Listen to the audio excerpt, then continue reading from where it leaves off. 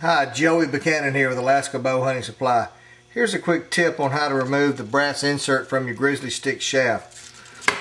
You're going to need a torch. First, I light the torch, and don't get a big flame, just get a low hot blue. That's probably about as low as flame as I can get. What I like to do is I like to get some type of vice grips. These are some needle nose vice grips, and I like to clamp it right on the insert and the fill point and not the shaft,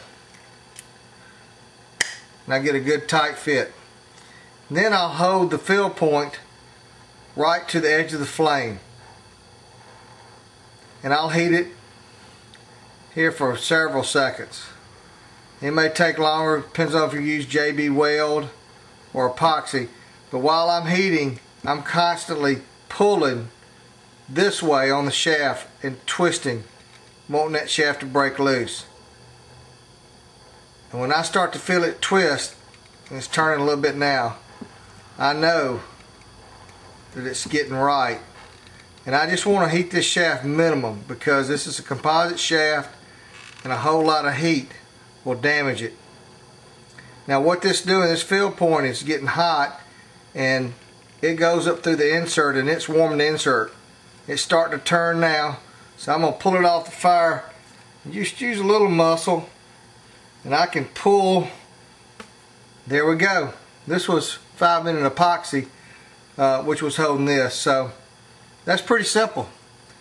So let's recap. To remove an epoxy insert or a JB Weld insert, get you some vice grips and just clamp on the fill point and the front of the insert, not the shaft. Slowly heat that fill point, probably about 3/8 to a 1/4 inch of that fill point. And as that fill point gets hot, it heats this insert.